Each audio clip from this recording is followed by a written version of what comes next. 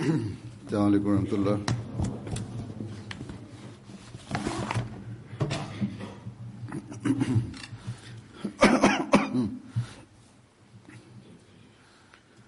أشهد أن لا إله إلا الله وحده لا شريك له وأشهد أن محمدا عبده ورسوله أما بعد فأعوذ بالله من الشيطان الرجيم بسم الله الرحمن الرحيم الحمد لله رب العالمين الرحمن الرحيم مالك يوم الدين إياك نعبد وإياك نستعين اهدنا الصراط المستقيم صراط الذين أنعمت عليهم غير المغضوب عليهم ولا الضالين.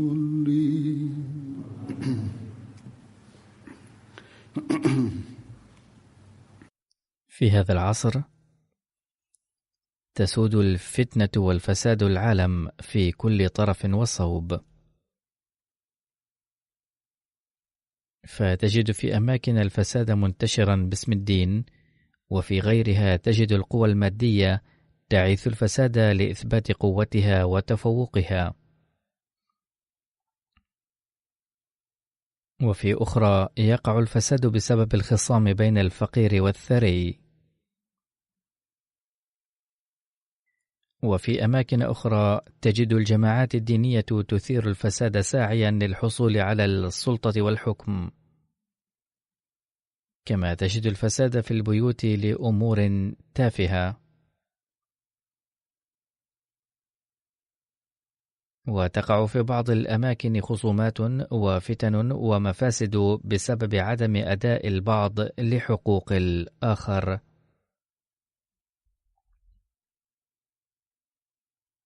وهناك مناطق يسعى البعض لنشر الفساد فيها إثباتا لتفوقهم العرقي، وفي غيرها يسعى الناس لبث الفتن والفساد سعيا لأخذ حقوقهم بطرق غير شرعية. ففي أي جهة نظرتم تجدون العالم محاطا بالفتن والمفاسد.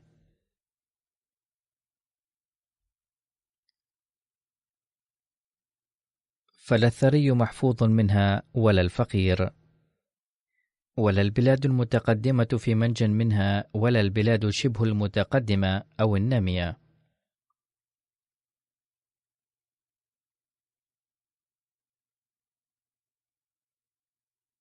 وكأن الإنسان الذي يظن أنه قد أحرز التقدم الكبير في هذا العصر، وأنه عصر العلم والعقل والنور، غارق في غياهب الظلمات.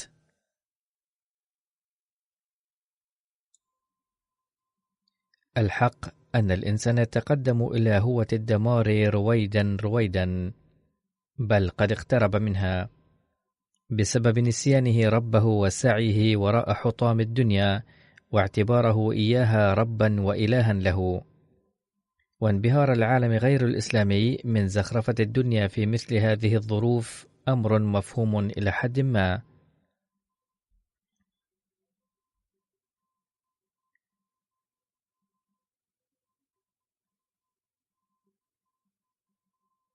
لأن أديانهم قد تعرضت للتحريف والفساد،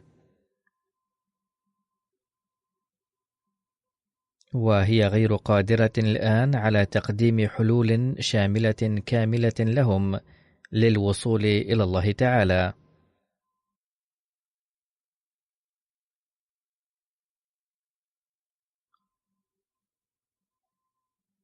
لكن المرء تأخذه الحيرة من المسلمين الذين عندهم كتاب شامل ومكتمل ومحفوظ كما كان في أول يومه.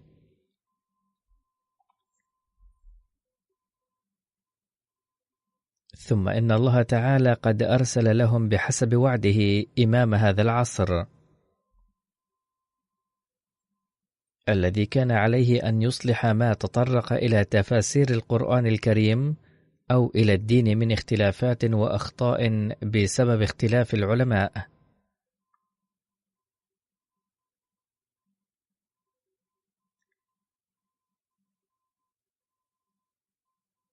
لكن المؤسف أن أكثرية المسلمين يتبعون هؤلاء المشايخ والعلماء المفسدين باسم الدين، ولا يريدون الإصغاء إلى من أرسله الله تعالى، بدلا من أن يستمعوا لقوله ويرجعوا إلى ما يقضي على خلافاتهم ومفاسدهم.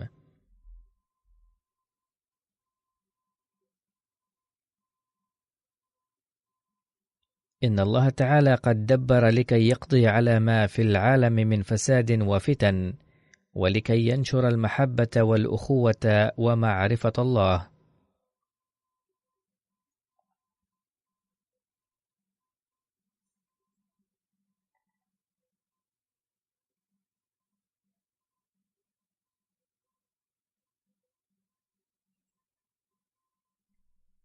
ولكن المسلمين ليسوا مستعدين للعمل بذلك، وهذا هو السبب في أن العالم الإسلامي قد صار الآن أكثر عرضة للفتن والفساد. إن قادة المسلمين الدينيين والدنيويين يدفعونهم إلى الظلمات، ويتعطش أهل البلد الواحد إلى دماء بعضهم، والعالم الخارجي ولا سيما القوى غير الإسلامية تستغل هذا الوضع فتمد فئات من المسلمين بالسلاح والقوة الحربية تأجيجا للحرب بين الفئات الإسلامية لكي تجلب منها المنافع.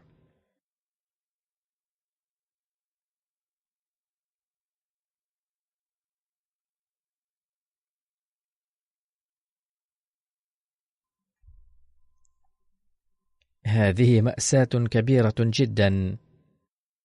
إن هذا الوضع يجب أن يدفعنا للدعاء لأنفسنا نحن الذين آمنا بالمسيح الموعود عليه الصلاة والسلام، وأيضا لعامة المسلمين الآخرين الذين لم يؤمنوا به. كما تفرض علينا هذه الظروف أن نهتم بإصلاح أعمالنا وتحسين حالتنا الروحانية كما توقعه منا حضرة المسيح الموعود عليه الصلاة والسلام.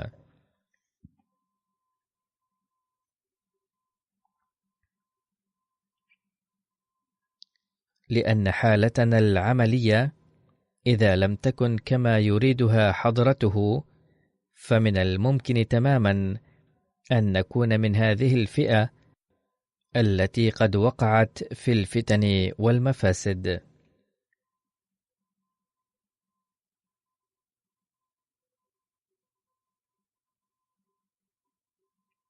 لقد نصح المسيح الموعود عليه السلام جماعته مرارا وباستمرار، وأخبر كيف يجب أن يكونوا بعد البيعة، وما هي السبل والطرق التي يجب أن يتبعوها لتحقيق هذا المراد.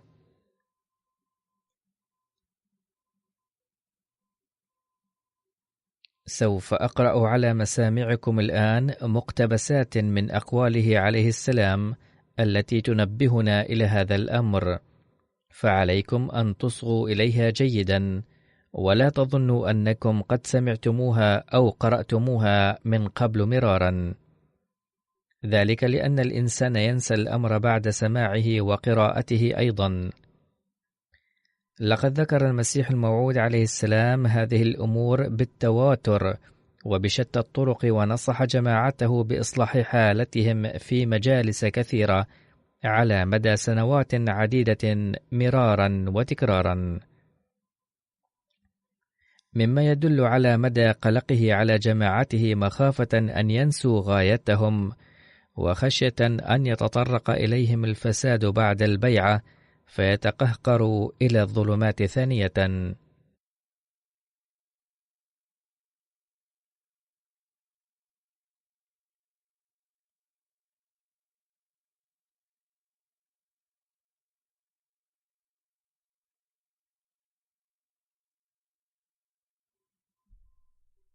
يقول حضرته عليه السلام: لا بد لجماعتنا أن يتحلوا بالتقوى في هذا العصر المليء بالفتن، والذي تهب فيه صراصر الضلالة والغواية والغفلة في كل مكان.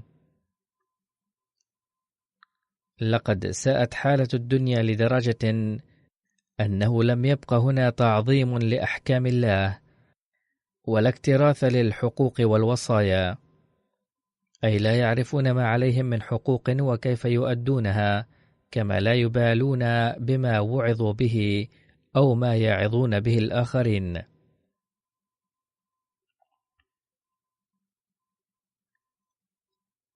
لقد تجاوزوا الحدود في الانشغال بأمور الدنيا. لو رأوا أدنى خسارة دنيوية تركوا جانب الدين وأضاعوا حقوق الله، كما هو مشهود في القضايا المرفوعة في المحاكم وعند تقسيم الإرث بين الشركاء.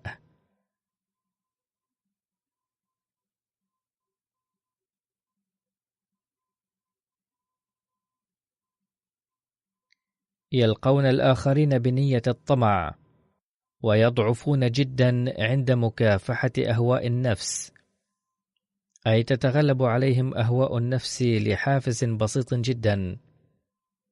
لا يتجاسرون على الإثم إلا ما دام الله تركهم في ضعف، أي إذا كانوا لا يرتكبون الإثم فإنما لأنهم ضعفاء يخافون أن يؤاخذوا ويعاقبوا، وبمجرد أن زال ضعفهم قليلا وسنحت لهم فرصة ارتكاب الإثم وقعوا فيه فورا. تحروا الوضع في هذا العصر في أي مكان سوف تجدون أن التقوى الحقيقية قد غابت، وأن الإيمان الحق قد اختفى تماما.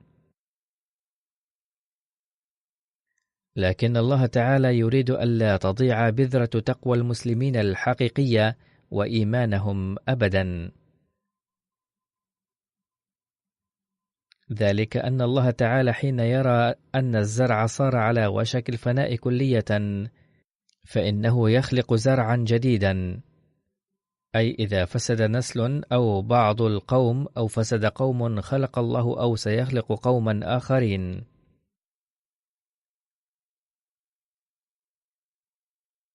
لا يزال هناك القرآن الكريم الندي نفسه، كما قال الله تعالى: إنا نحن نزلنا الذكر وإنا له لحافظون، أي نحن الذين أنزلنا هذا الذكر أي القرآن الكريم، ونحن الذين سوف نبقيه محفوظا. كما لا يزال هناك جزء كبير من الأحاديث محفوظا، ولا تزال هناك البركات، لكن ليس في القلوب الإيمان ولا العمل أبدا. إن الله تعالى لم يبعثني إلا لإعادة هذه الأمور ثانية. لما رأى الله تعالى أن الميدان خال لم يرد مقتضى ألوهيته أبدا أن يبقى هذا الميدان فارغا، أي إذا كانت السيئات في الانتشار فكان من مقتضى غيرة الله وألوهيته أن يملأ هذا الميدان ثانية، أو يخلق أناسا يؤثرون الدين على الدنيا وينشرون الدين مرة أخرى ويعملون بالدين. فحضرته يقول: فلم يرد مقتضى ألوهيته أبدا أن يبقى هذا الميدان فارغا. وأن يظل الناس بعيدين هكذا، فالآن يريد الله أن يخلق إزاءهم قوما أحياء آخرين، ومن أجل ذلك إنما دعوتنا أن تنال حياة التقوى. فإذا كان الأحمدي قد بايع بيعة صادقة فلا بد له أن يدخل في عداد الأحياء الروحانيين، وإلا لا فائدة من البيعة. هل نصبح هؤلاء القوم الجدد بالقول باللسان فقط؟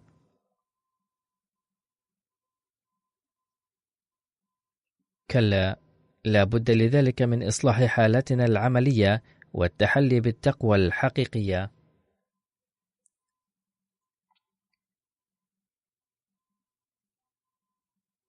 وعندها يمكن أن نصبح قوما جديدا يدركون حقيقة الإسلام،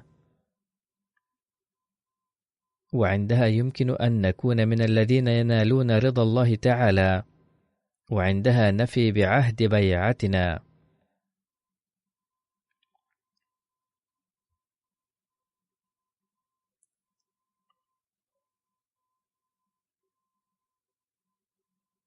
ما هي حقيقة الإسلام وكيف نتحلى بها؟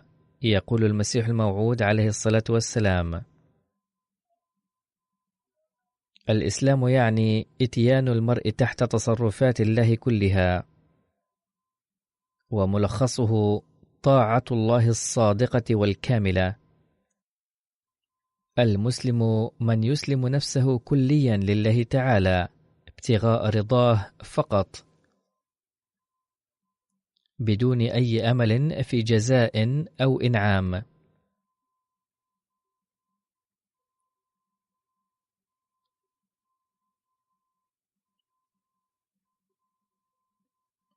من أسلم وجهه لله وهو محسن،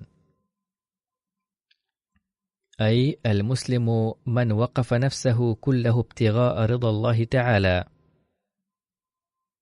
وسلمها له، فلا يكون مقصوده وغايته من حيث الاعتقاد والعمل إلا رضا الله ووجهه، ولا يصدر عنه ما يصدر من صالحات وأعمال حسنة بمشقة وعناء، بل يسعى أن تصدر عنه بلذة وحلاوة تحول كل مشقة إلى راحة. أي إذا كان يقوم بالصالحات ويعمل بأحكام الله تعالى، فلا يفعل ذلك باعتباره حملا ثقيلا عليه، بل يجب أن يجد في القيام بها لذة ومتعة، ويعملها عن طيب نفس، ويسعى أن تحول هذه الحلاوة كل مشقة إلى راحة. يقول حضرته: المسلم الحقيقي يحب الله قائلا ومؤمنا بأنه حبيبي ومولاي وخالقي ومحسني، ويضع رأسه على عتباته. وإذا قيل للمسلم الصادق أنه لن يعطى أجرا على هذه الأعمال قط، وليس هناك جنة ولا جحيم ولا راحة ولا ملذات، فمع ذلك لن يستطيع أن يترك أعماله الصالحة وحب الله أبدا. هذا هو الحب الإلهي الخالي من الأطماع والأهواء الذي يريد حضرته منا أن نخلقه في قلوبنا، وهو أن نحب الله تعالى حبا خالصا دون أن نتطلع إلى مقابل له، وألا يكون خوفا من الجحيم ولا طمعا في الجنة، بل حتى ولو لم ينل شيئا جزاء عليه، مع ذلك ينبغي أن يظل محافظا على هذا الحب، لأن عباداته وعلاقاته بالله وفنائه في طاعة الله لا يكون أملا في جزاء أو طمعا في أجر، بل يحسب نفسه أنه خلق لمعرفة الله وحبه وطاعته في الحقيقة، ولا هدف له ولا غاية سواها.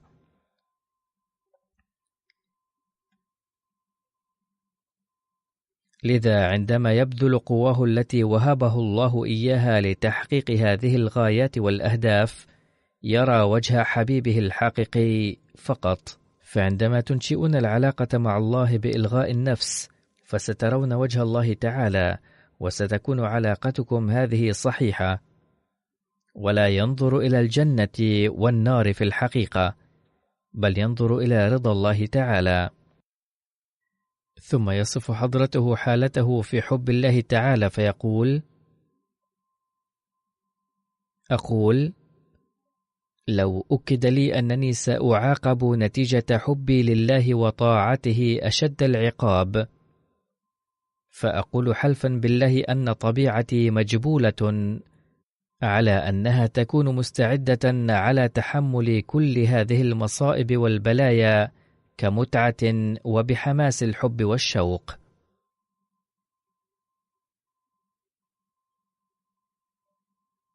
وعلى الرغم من اليقين بالعذاب والألم، ستحسب الخروج قدما واحدة من طاعة الله واتباعه أكبر من 1000 موت، بل من الميتات التي لا تعد ولا تحصى، وستراها مجموعة من الآلام والمصائب. يقول حضرته: إن المسلم الحقيقي يرى الخروج من طاعة أمر الله مدعاة لهلاكه، مهما وعد بالراحة والسعادة في حال عصيانه ذلك الأمر.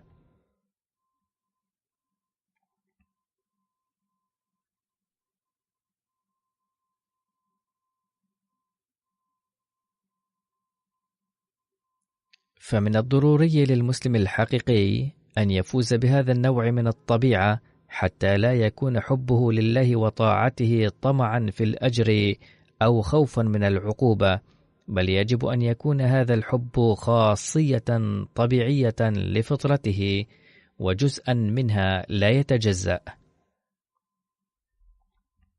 عندها يخلق ذلك الحب جنة له، وهذه الجنة هي الجنة الحقيقية. لا يدخل أحد الجنة ما لم يسلك هذا المسلك. لذلك أعلمكم أنتم الذين هم على صلة معي للسلوك على هذا الطريق، لأن هذا هو الطريق الحقيقي إلى الجنة. هذا ما يتوقعه المسيح الموعود عليه السلام منا بخصوص علاقتنا مع الله تعالى وحبنا له. ولقد وضح هذا حضرته عليه السلام أن الطاعة الكاملة لأحكام الله تعالى ونيل رضاه ليس أمرا سهلا، إلا أنه لا بد من بذل قصارى الجهود لتحقيق هذا الأمر، وبذلك يتحقق الهدف من كوننا أحمديين.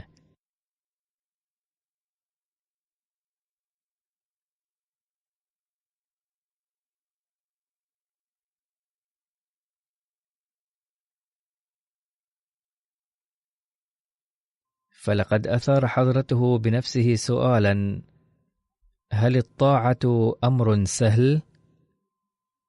ثم يقول ردا عليه: والذي لا يطيع طاعة كاملة يسيء إلى سمعة هذه الجماعة. ليس هناك أمر واحد للطاعة، بل هناك أوامر كثيرة. كما للجنة أبواب كثيرة، فيدخل أحد من باب ويدخل غيره من باب آخر، كذلك للجحيم أيضا أبواب كثيرة، يجب أن لا يحدث أن تغلقوا بابا لها وتفتحوا بابا آخر. ثم يقول حضرته: اعلموا أنه لا يدخل أحد الجماعة بمجرد تسجيل اسمه ما لم يخلق حقيقتها في نفسه. اخلقوا الحب فيما بينكم، ولا تتلفوا حقوق بعضكم البعض، وكونوا في سبيل الله كالمجانين حتى يرحمكم الله. لا يخرج شيء عن نطاق فضل الله.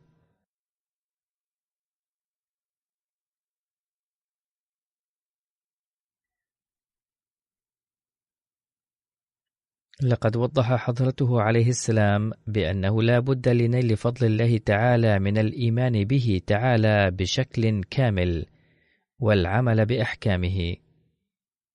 وذكر مثالا عمليا له أيضا، قال: كما أن فم الإنسان لا يتحلى بترديده كلمة الحلويات أو السكر أو الحلو إلا إذا أكل شيئا حلوا، كذلك لن ينفع الإقرار بحب الله وبوحدانيته ما لم يرافقه جزء عملي، ولا يثبت الجزء العملي إلا عندما تتخلون عن أعباء إيثار الدنيا وتؤثرون الدين عليها.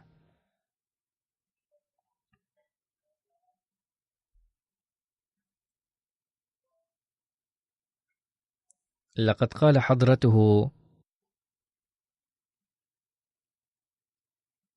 إذا كانت جماعتنا تريد أن ترضي الله تعالى فعليها أن تؤثر الدين على الدنيا، ويجب أن يكون الدين من أولوياتكم. ولقد أنذر أيضا قائلا: واعلموا أنه إن لم تتحلوا بالوفاء والإخلاص لكنتم كاذبين. ففي هذه الحالة سيهلك مثل هذا الشخص الذي لا يتحلى بالوفاء قبل العدو. قال حضرته: إن الله تعالى لا يمكن أن ينخدع ولا يسع أحدا أن يخدعه، لذا من الضروري أن تخلقوا صدقا وإخلاصا حقيقيين.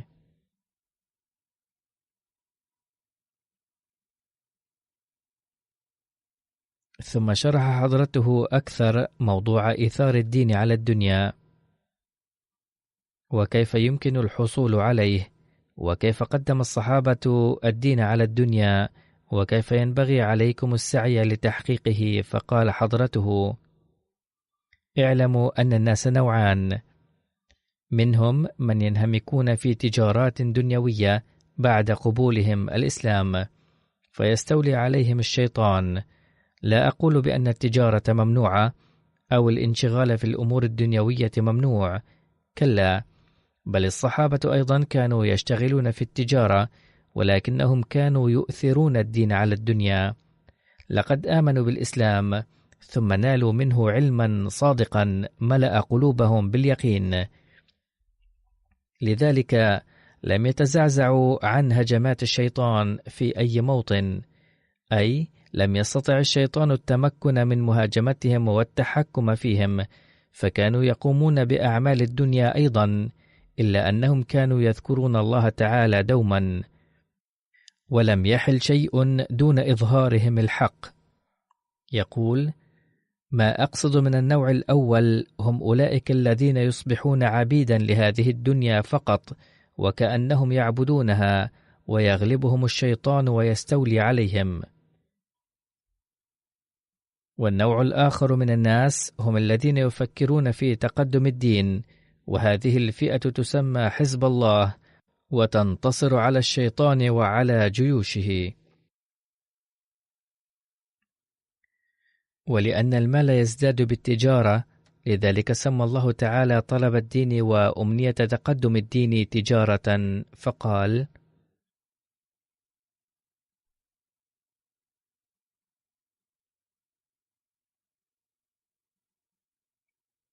هل أدلكم على تجارة تنجيكم من عذاب أليم؟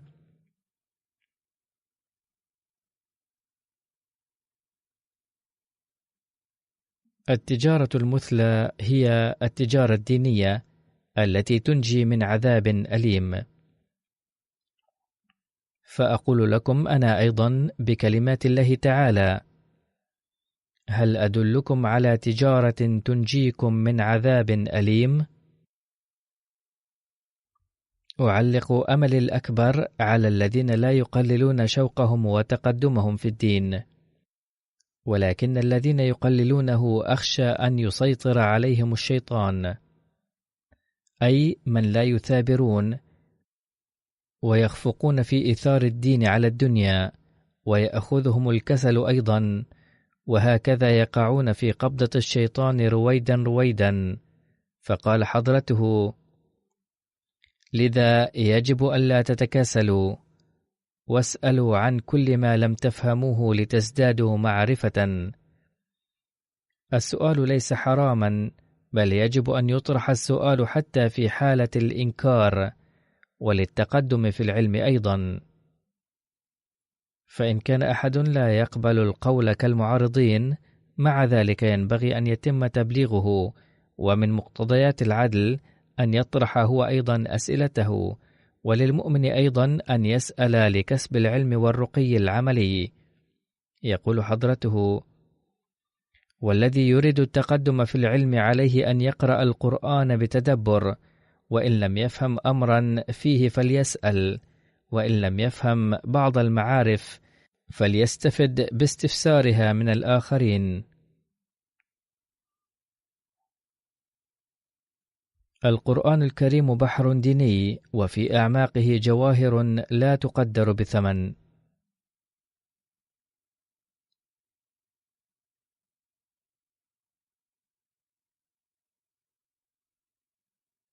ومرة قال المسيح الموعود عليه السلام منبها الجماعة إلى أهمية التقوى: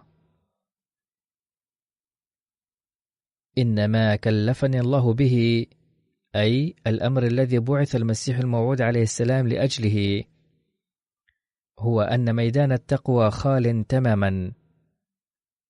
يجب أن تتمسكوا بالتقوى بدلا من أن ترفعوا السيف، فلا ترفعوا السيف ولا تقطعوا رؤوس الناس كما تفعله بعض المنظمات المتشددة والأحزاب الإرهابية باسم الإسلام، بل من أجل نشر الإسلام ينبغي أن تبلغوا الدعوة وتربوا أنفسكم، وينبغي أن تولدوا التقوى في أنفسكم أولا، ثم يسهل لكم إنجاز جميع الأمور رويدا رويدا.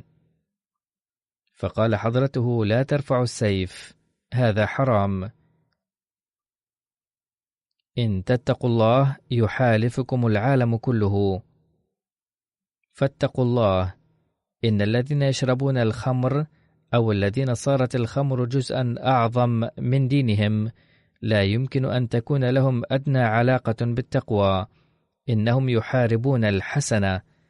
فلو وفق الله جماعتنا لهذه السعادة ووفقهم لمحاربة السيئات والتقدم في مجال التقوى والطهارة لكان ذلك فوزا كبيرا، ولا شيء أكثر منه تأثيرا. لا ينبغي المحاربة بالسيف، بل ينبغي محاربة النفس لإنشاء التقوى. حينها يمكن للمرء أن يبلغ الآخرين، ولن يستاء منه الناس أيضا. قال عليه السلام: انظروا اليوم إلى أديان العالم كلها، ستجدون أن الهدف الحقيقي أي التقوى مفقود، وقد اتخذت وجاهة الدنيا إلها، وقد اختفى الإله الحقيقي، ويساء إلى الإله الحق، ولكن الله يريد الآن أن يؤمن الناس به وتعرفه الدنيا، والذين يتخذون الدنيا إلها لا يمكن أن يكونوا متوكلين على الله. فثمة حاجة ليحاسب كل واحد منا نفسه: هل نسعى للمكاسب الدنيوية بدلا من أداء حق الله تعالى؟ وهل نهتم بالمكاسب الدنيوية أكثر من اللازم؟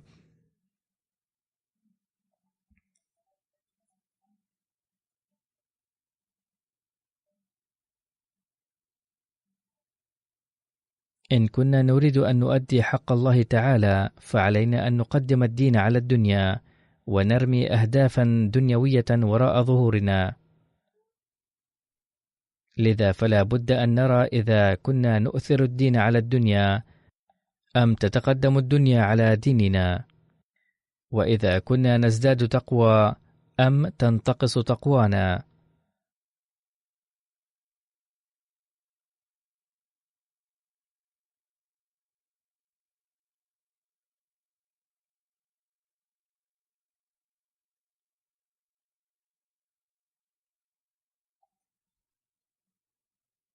يجب أن نزيد أنفسنا علما بالإضافة إلى رفع روحانيتنا وتوطيد علاقتنا بالله تعالى.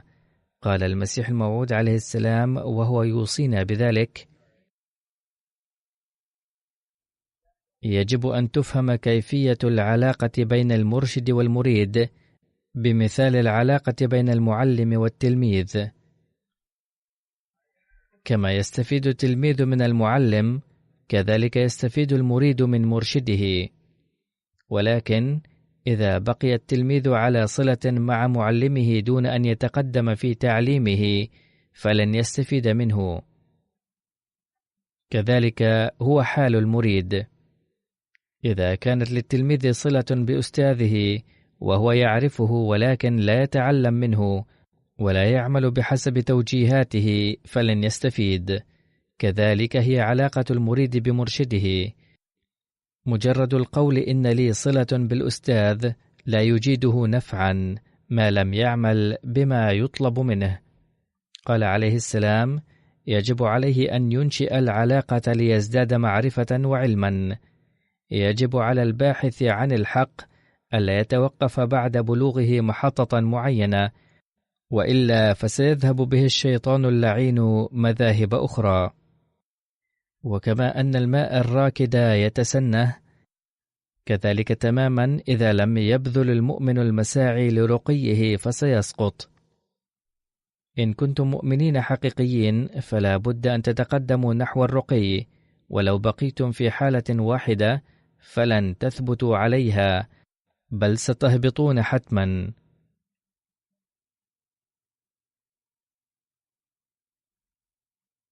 فمن واجب السعيد أن يواظب على طلب الدين. لم يكن في الدنيا إنسان أكمل من نبينا الكريم صلى الله عليه وسلم، ولكنه أيضا علم دعاء: رب زدني علما. فمن غيره يمكن أن يتوقف في مكان متكلا على معرفته وعلمه اتكالا كاملا، ولا يجد في نفسه حاجة إلى المزيد من التقدم والرقي. كلما يتقدم المرء في علمه ومعرفته يعلم رويدا رويدا أن هناك أمورا كثيرة ما زالت بحاجة إلى الحل، فيرون بعض الأمور في البداية عابثة كليا، كطفل صغير يرى رسوم إقليدس عابثة، ولكن الأمور نفسها تظهر لهم حقائق في نهاية المطاف. فكم هو ضروري أن يسعى المرء لإحداث التغيير في حالته ويحاول تكميل كل شيء بغية زيادة علمه.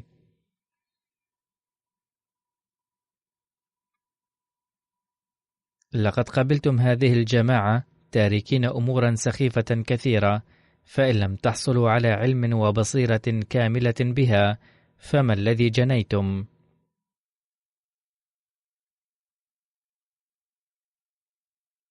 لا فائدة في أن تبايعوا وتدعوا أنكم أحمديون، أو تقولوا إننا أحمديون بالولادة، ما لم تحرزوا العلم بأنفسكم. وإن لم تزدادوا علما ولم ترفعوا مستوى علمكم الديني فلا جدوى من كونكم أحمديين بالولادة.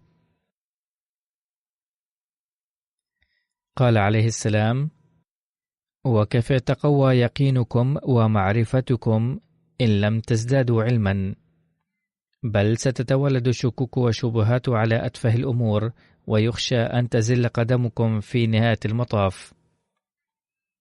كثير من الناس الذين يرجعون أو ينشأ لديهم شبهات، أو الذين هم أحمديون لمجرد أن أقاربهم أحمديون، فكل هؤلاء الناس لا يستفيدون شيئا، ولكن لو أحرزوا العلم لزالت جميع شبهاتهم، ولن تزل قدمهم، ولن يتمكن الشيطان منهم. فكما ذكرت آنفا توجيه المسيح الموعود عليه السلام بالتدبر في القرآن الكريم، كذلك يجب أن نتوجه إلى قراءة كتب حضرته عليه السلام أيضا، ونزيد أنفسنا علما.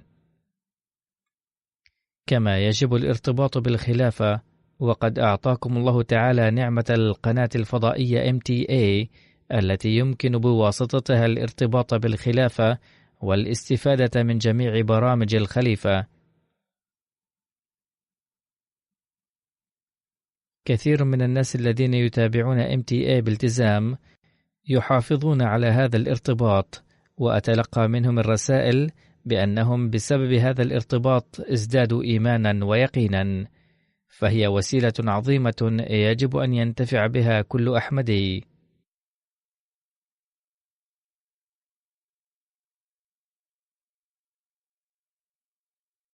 يقول المسيح الموعود عليه السلام وهو يوجه إلى التحابب والتآلف والإحساس بألم الآخرين وتأدية حقوق بعضهم البعض: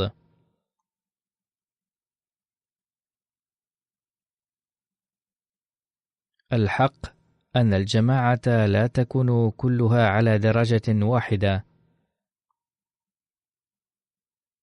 لا يمكن أن يكون الجميع سواسية.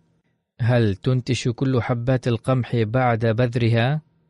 حين نزرع الحبوب فلا تنبت جميعها، كلا، بل إن كثيرا منها يضيع، وبعضها يأكله الطيور، وبعضها لا ينتش لسبب آخر.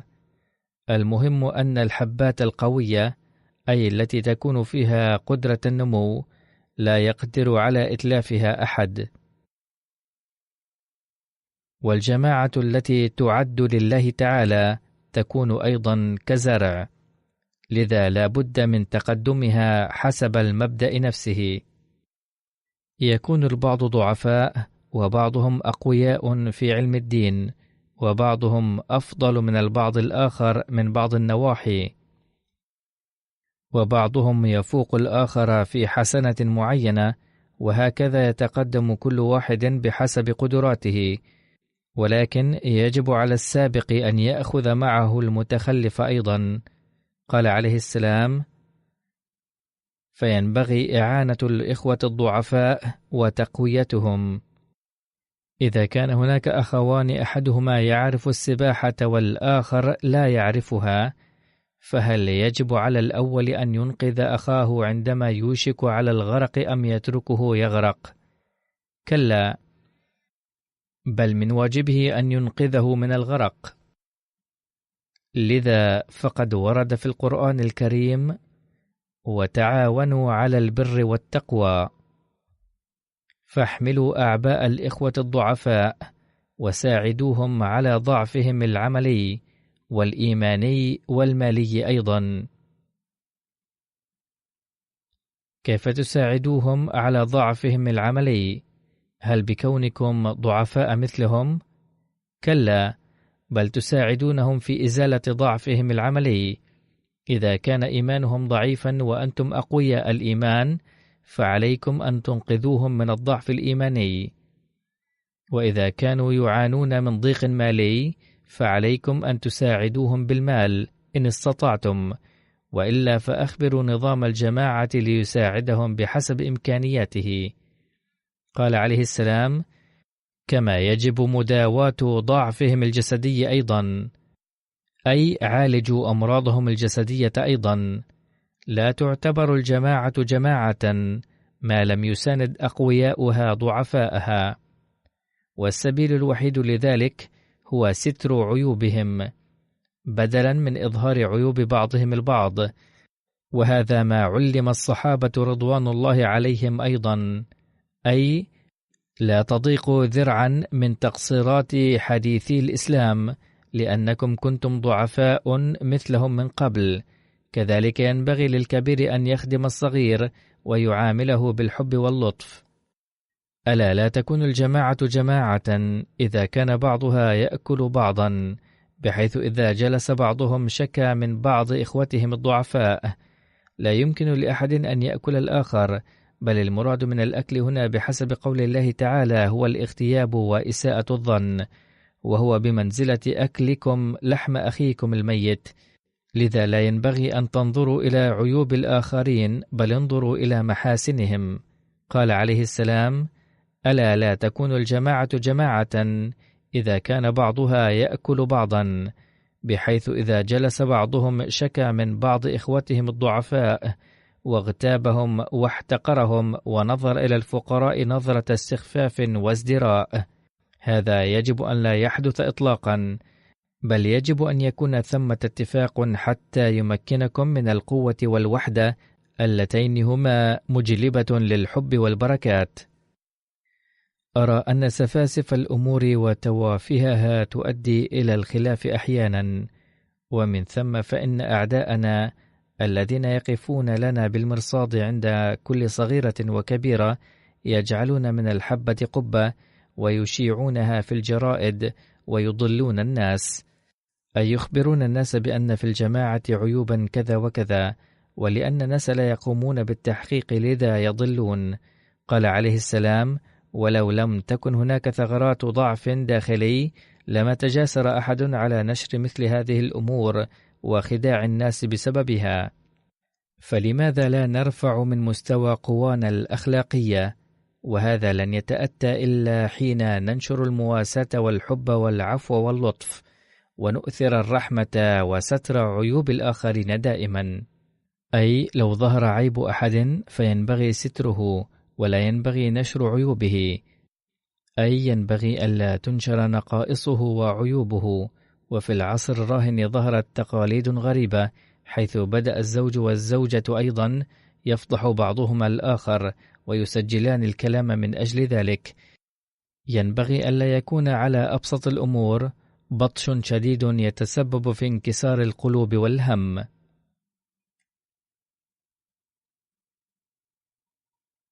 يتابع حضرته كلامه ناصحا بالنصح والمواساة. لن تزدهر جماعتنا ما لم يواس أعضاؤها بعضهم بعضا مواساة صادقة بكل ما أعطوا من قوة. أي إذا كنتم تريدون التقدم فيجب أن تبدوا فيما بينكم مواساة صادقة. وكل من أعطي قوة يجب أن يحب الضعيف. عندما أعلم أن أحدكم حين يرى من أخيه زلة فلا يعامله بالخلق الحسن بل ينفر منه ويزدريه، كان يجب عليه أن يدعو الله له ويحبه وينصحه بالرفق والخلق الحسن، ولكنه بدلا من ذلك يزداد بغضا له. وحين لا يصدر منه العفو والمواساة تسوء حالته تدريجيا وتصبح العاقبة وخيمة، وهذا ما لا يريده الله. أي لا تعجبه هذه التصرفات. إنما تكون الجماعة جماعة إذا واسى بعضهم بعضا وستر بعضهم عيوب بعض، وعندها يصبح أفراد الجماعة كجسد واحد، ويصبح بعضهم جوارح بعض، ويحسبون أنفسهم أشد أخوة من الأشقاء. لو كان ابن أحد ارتكب خطأ فهل يستر خطأه أو ينصحه على انفراد؟ فهو لا يريد أبدا أن ينشر إعلانا عن ذلك. أي حين يلاحظ المرء من ابنه سيئة فلا ينشرها في الناس. إن الأخ يستر أخاه ولا يريد هتك ستره. فما دام الله تعالى قد جعلكم إخوة، فهل هذه هي حقوق الإخوة؟ المراد من الأخ هنا كل قريب. إن الإخوة في الدنيا لا يتخلون عن الأخوة. ثم ضرب مثلا من أقربائه وقال: إني أرى أن الميرزا نظام الدين وغيره، فهؤلاء كانوا من أقارب المسيح الموعود عليه السلام، وكانوا يعارضونه وكانوا منحرفين عن الدين، يعيشون حياة الإباحة، ولكنهم عندما يواجهون مشكلة ما يتحدون هؤلاء الثلاثة مع بعض، متناسين ما يدعون من الفقر والزهد في الدنيا. إن المرء يتعلم أحيانا من القرد والكلب أيضا، فطريق الفرقة الداخلية طريق غير مبارك أبدا. ولقد ذكر الله تعالى الصحابة أيضا بهذه النعمة والأخوة. لو أنفقوا الجبال ذهبا لما حققوا تلك الأخوة التي حققوها بواسطة النبي صلى الله عليه وسلم. وعلى غرار ذلك قد أقام الله هذه الجماعة، ولسوف يقيم فيها الأخوة نفسها. إن آمالي على الله تعالى كبيرة، فقد وعدني قائلا: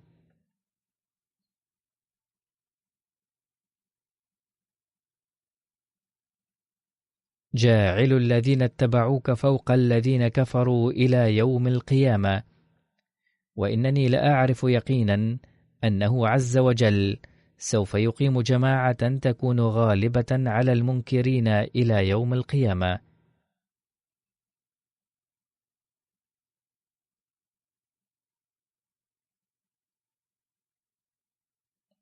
ولكن هذه الأيام التي هي أيام الابتلاء والضعف تتيح لكل واحد فرصة لأن يصلح نفسه ويحدث فيه تغييرا. في ذلك الزمن كانت الجماعة تعيش أيام الضعف، وفي هذه الأيام أيضا تعيش الجماعة أيام الضعف من جديد، لا سيما في باكستان، حيث ينشط ضدهم الحكام والمؤسسات الحكومية أيضا أكثر من ذي قبل. لذا يجب على الأحمديين أن ينتبهوا إلى إحداث التغيير في نفوسهم. ألا إن الشكوى من الآخرين وإيذاءهم وإيلامهم بفظاظة اللسان وتحقير الضعفاء والبسطاء إثم كبير.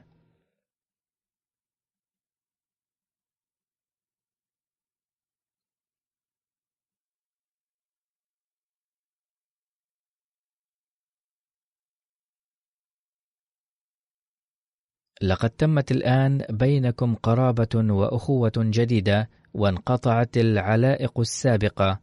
إن الله تعالى قد أقام قوما جددا يوجد بينهم كل نوع من الناس، الأثرياء والفقراء، والأولاد والشباب والشيوخ.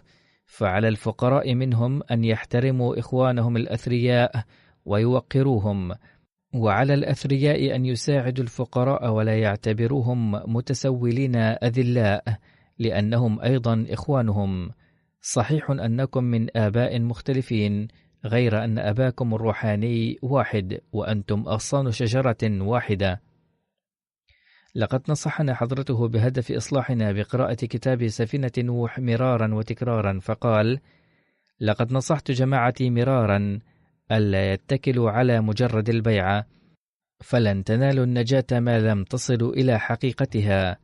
الصابر بالقشر يحرم من اللب، أي لا يكفي النظر إلى الغلاف الخارجي ما لم تسعوا للحصول على ما في داخله. إن لم يكن المريد ملتزما لن ينفعه ورع المرشد. فإذا وصف الطبيب وصفة واحتفظ بها المريض في الخزانة فلن تنفعه أبدا. أي كما لا يصح شكوى المريض الذي يستلم من الطبيب وصفة ثم لا يتناول الدواء، فهذا هو حال المرضى الروحانيين.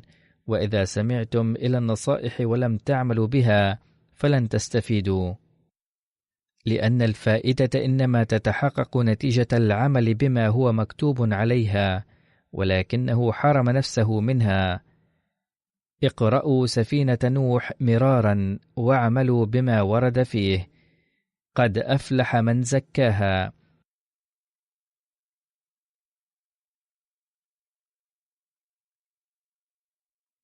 هناك آلاف اللصوص والزنات ومرتكبي المنكرات وشاربي الخمر والأشرار الذين يدعون أنهم من أمة النبي صلى الله عليه وسلم، ولكن هل هم كذلك بالفعل؟ كلا، ليس من أمته إلا من يلتزم بتعاليمه تماما.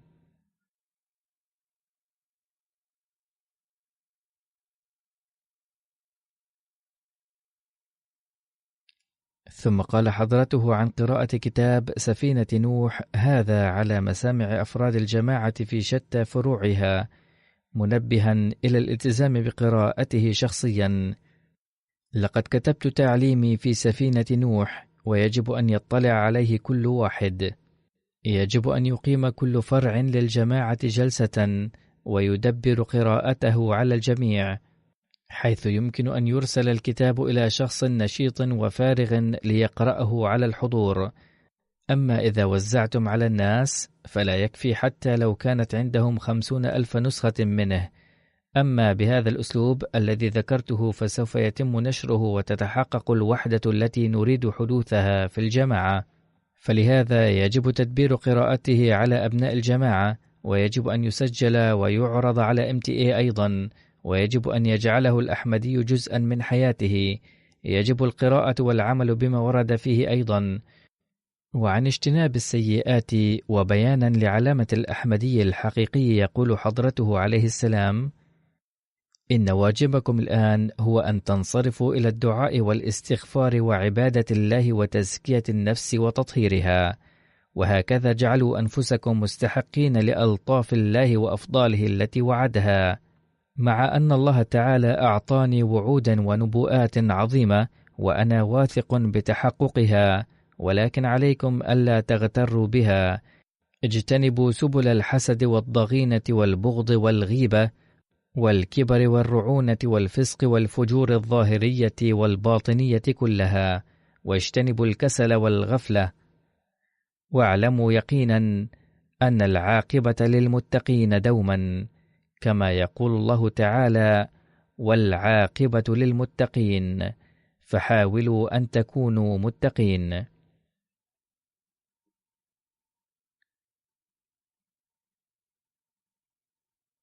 وفقنا الله تعالى أن نكون أحمديين حقيقيين وعاملين بتعاليمه، وأن نؤدي حقوق الله وننال رضاه أيضا.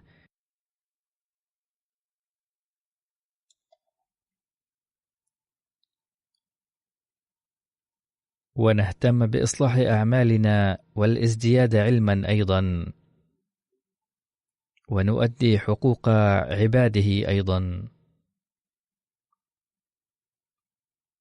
في هذه الأيام أدعو الله تعالى لأوضاع باكستان كما قلت سابقا إشارة، وعلى الباكستانيين أيضا أن يدعوا لأنفسهم كثيرا حماهم الله من كل شر، ويحمي البلد كله عموما من شر المشايخ، لأن الفتنة تسود البلاد من جديد بسبب المشايخ.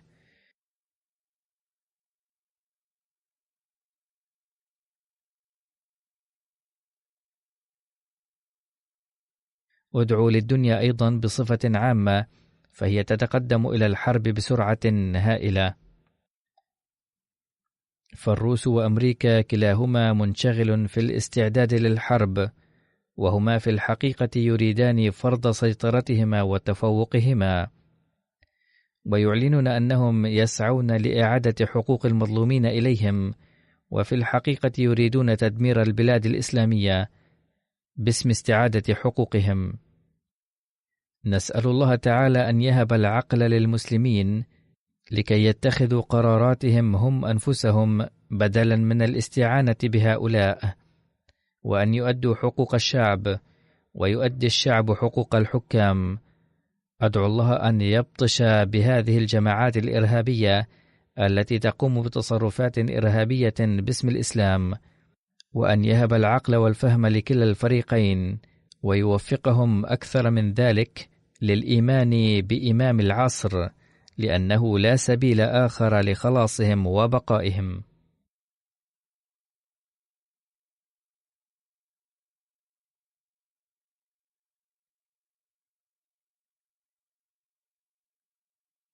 وهب الله العقل للمسلمين ووفقهم لنشر الحب والمودة والتآخي بحسب التعاليم الحقيقية للإسلام، وتأدية حق الله تعالى بدلا من أن يشتركوا في هذه المظالم. آمين.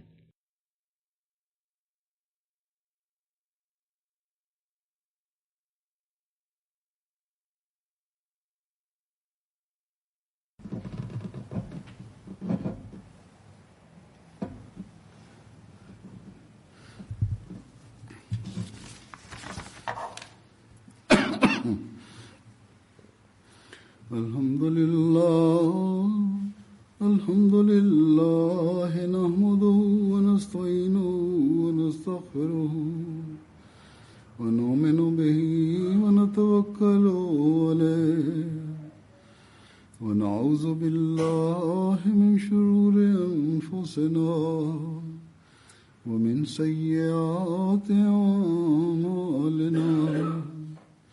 من يهده الله فلا مضل له ومن يضلل فلا هادي له، ونشهد أن لا إله إلا الله ونشهد أن محمدا عبده ورسوله.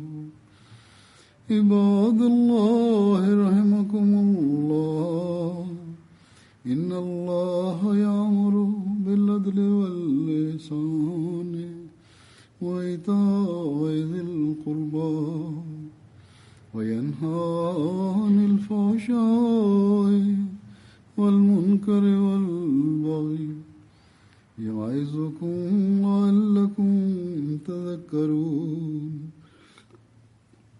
اذكروا الله يذكركم وادعوه يستجب لكم ولذكر الله أكبر.